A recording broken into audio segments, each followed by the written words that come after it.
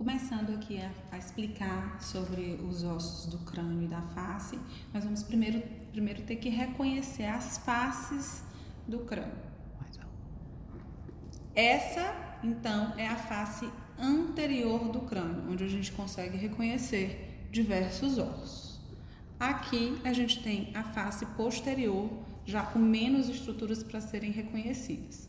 Temos as faces laterais, de um lado e de outro, e a gente tem a face superior, onde a gente só reconhece estruturas e ossos, e a face inferior, onde a gente tem um número maior de acidentes ósseos para reconhecer.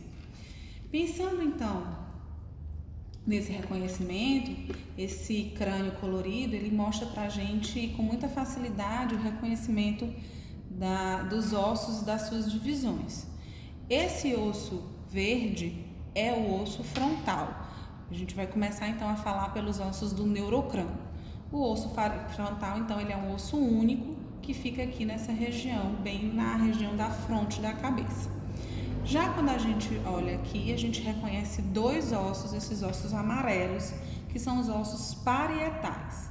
Quando a gente vem para a região posterior, esse osso laranja é o osso occipital. Quando a gente vem para a região lateral, ainda formando o neurocrânio, a gente tem o osso temporal de um lado, que é esse osso lilás, e o osso temporal do outro lado. A gente consegue ainda reconhecer os ossos esfenoides e etimoides. Aqui a gente consegue ver o osso esfenoide e o osso etimoide a partir dessa corzinha vermelha que a gente só consegue ver na região interna da órbita e na região interna do nariz, formando internamente no nariz o septo nasal, a parte óssea do septo nasal, que é a lâmina perpendicular do etimoide. Então, esses ossos são os ossos que formam o neurocrânio. Já o viscerocrânio é formado por ossos que formam as estruturas da face. A gente tem aqui o osso nasal, esse osso branquinho. A gente tem o osso maxilar, que é esse osso rosa. Nós temos os ossos zigomáticos, esses azuizinhos. O osso mandibular, que é esse aqui que está saltando enquanto eu estou falando, né? Que é a mandíbula, que a gente consegue realmente desconectar a partir da desarticulação da articulação temporomandibular. E nós temos aqui dentro, no interior, um osso laranja, que ele, junto com a lâmina perpendicular do etimoide, forma o septo nasal, que é chamado vomer. O osso vomer, ele vem de baixo para cima e ele se encontra com a lâmina perpendicular do etimoide, que vem de cima para baixo, e eles formam a parte, então, óssea desse septo nasal. A região mais anterior do septo é constituída de cartilagem e vai dividir as narinas. A gente também consegue visualizar aqui embaixo, retirando aqui o osso mandibular, esse osso que está aqui de rosinha mais claro, que é o osso palatino. Ele tanto forma, junto com o maxilar, o palato duro, como também ele forma aqui uma parte mais interna da cavidade mais interna do viscerocrânio. A gente também consegue identificar nessa visão as suturas, que são os pontos de ligação desses ossos. Enquanto somos bebês, né, no cérebro do bebê, do recém-nascido, a gente tem esses ossos ainda não suturados, não ligados, não fazendo ainda essa união, essa articulação.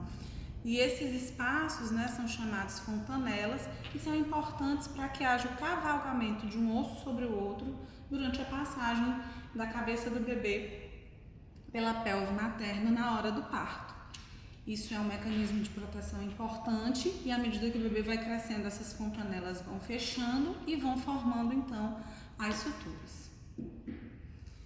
A gente consegue ver aqui entre o osso frontal e os ossos parietais, essa sutura que é chamada de sutura frontal. Ela também ajuda a dar nome ao plano frontal do corpo, que vai dividir o corpo em região anterior e posterior.